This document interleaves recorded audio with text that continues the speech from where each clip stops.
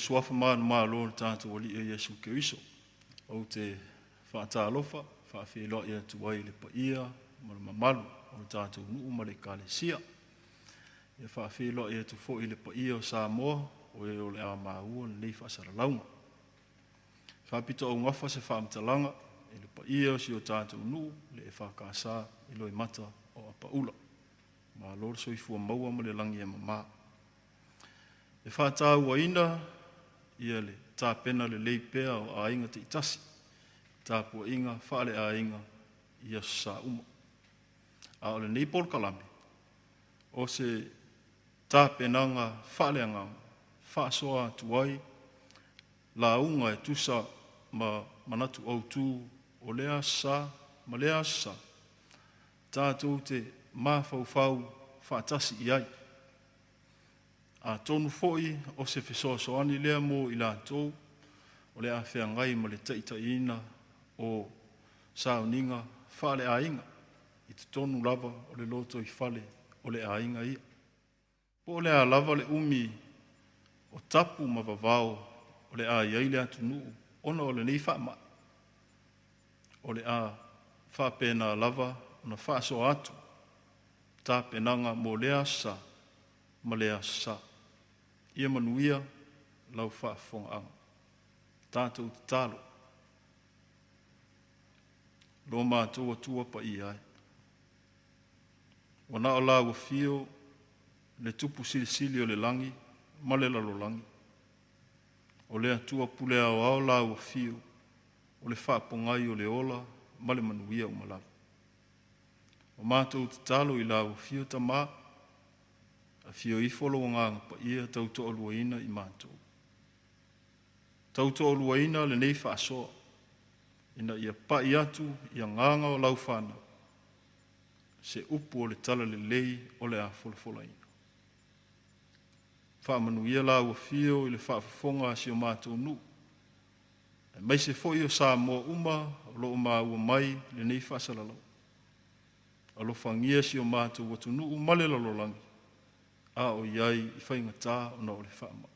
Ianga lue mai pēlo a whaama lolo. Ma ia vave mai se aso. Whaama lulu I na ai I lo mana. Ma lo silisili ese.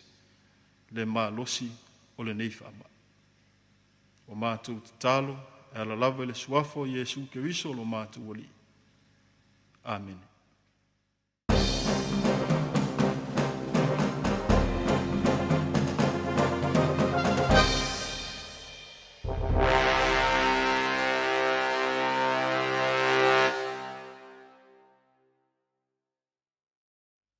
O le launga I le suafa mamalu o le atua le tamā, le alo, ma le ngāng pa ia.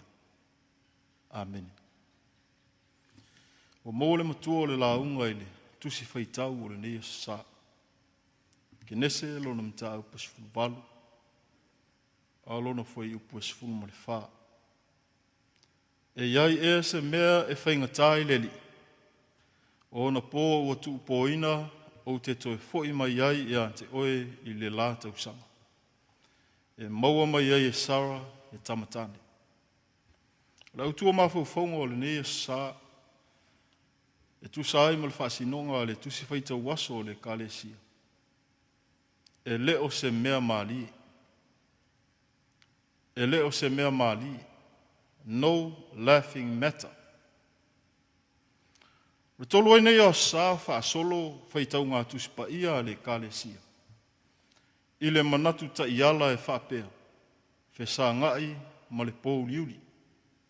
Facing the darkness. Mai aunga I le tapena ina o le tangata whaantua e whea ngai malu I tau o le ola. Ua whaatusa ai le pō liuli I tu aso e oso whai mai ai ti ngā mawhaingatā. Le fo ilai tau muli ai le wha mamafa o whaitau ngā tusi pa ia o le nei vai aso ua āmatalia. I le au o manatu e whapea. Le mauti noa ma le fefe. Doubt and fear. O nisi nei o langona e whaingo fia o na tutupua e le tangata.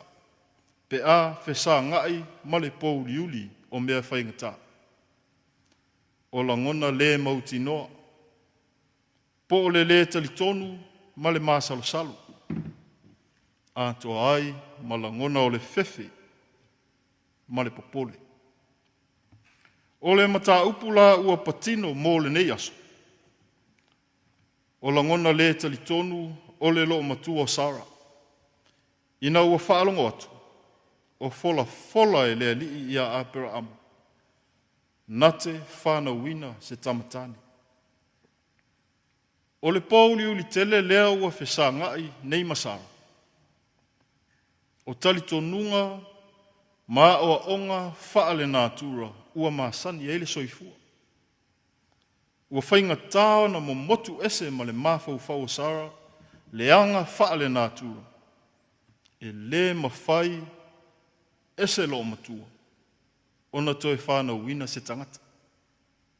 Mafu anga leo le ata o Sara, o le ata le talitonu, o le ata le mauti noa ma le masalosalo.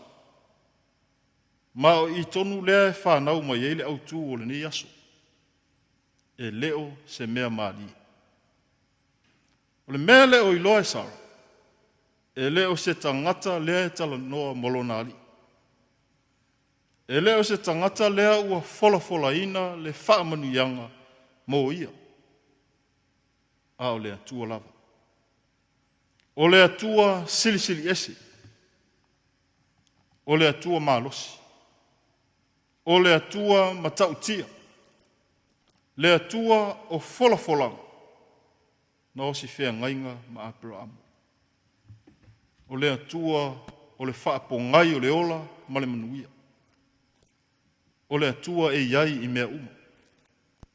O le atua nate sila fia mea uma. O le atua foi e mawhaia so se mea. Ua ia fina ngalo ia. E leo se mea maalie se mea ua fola ina e le atua. E leo se mea e ata ai se mea ua fina ngalo iai le atua. O lona fina ngalo, ia manuia le tangata, ma ia lawe ina, ma I so se mea whaingata. Ua ia saunia foi au wala, e le peti ai pāpui, o le mea ngata ai le malosi le tangata. Ai ngā lue mai ai lona mana whaola. O le atua pule au. O I lona ao le mana ma le malosi umalawa. E le ise mea whaingata ia te ia. E o le fesili lea, na fesili ai lea li, ia Abraham. E iai e se mea e whaingata I lea li. Le au soi ia Kerisiano. E iai tua oi o le nātura o le tangata soifua. O mea ngata ai le mawhai ma le iloa. O mea ua maasani ai le ola. E le mawhai o na sopo atu iai. Pei foi la o le tū I tina ua mātutua.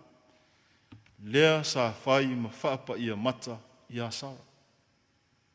Mai tā ua lo tātou loa o le mea ngata ai lo tātou malosi. Ia e loa le tua oi e ngata ai lou mawhai. A wao I tātou ua nao ni tangata. O lea tuafo.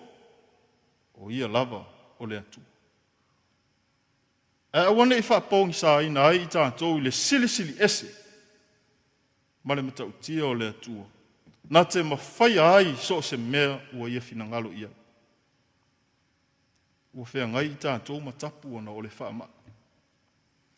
Ua le mawhai foi ona tātou mafuta I tāpua inga pei ona maasani ai.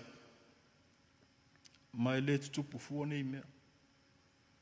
A wae mafua ona ua tātou loa le mea ngata ai lo tātou malosi. O puinga ina ne isopo atu wa afianga o le whaamai. I se tūlanga e le ngā whatia. Iso o tātou mawhai. Mai matua tā ua ngā ruenga. O lo tau la mua ai si o tātou malo. Ma o tātou teitai. E mai se fo i le ngā ruenga le soifua malolo ina. Ma nisi au o nanga whaapito. O lo puno wai mo le puinga ma le saonga le mulo tele. E awane I ngalo le au soi. e silisili ese, mai le whaatua o ia le malosi, ma le matautia o lo tātou atua. E ngata le mawhai o le tangata, ai le aise mea e ngata ai lona silisili ese. Whetalai le atua ia Abraham. Iai ea se mea e whaingata i le atua. E whemele angelu ia na wholofolanga ia Maria le tina o le li o Yesu. A wā e le ai lava se mea e tasi e le mawhaia e le atua. Le Ekalesia ai.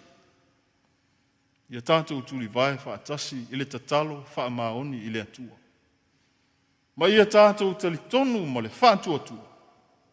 E mawhaia e le atua. So se mea wa ia finangalo ia. O lona mana ma lona malosi. Na te whaau upenga ma wha malosia le au whai ngā luenga. O lo ngā lulue i le ao ma le pō. E ala mai ai lona mana whaola mō i tātou uma. Po wafo i whainga tā ma whi tā o le ola. O whea ngai ma oe i le neitei. Ia e talitonu. E maua i le ali. Le malo longa moni. Mō tātou wanganga. E leo se mea maalie le mana silisili ese o le atua. E leo se mea maalie lona mawhai e le mawhaatua o ia. E leo se mea maalie lona alofa la veai mō le lalolanga. Pupua ngāo ke riso ma lona maliu māta ngā i lunga o le sātaua.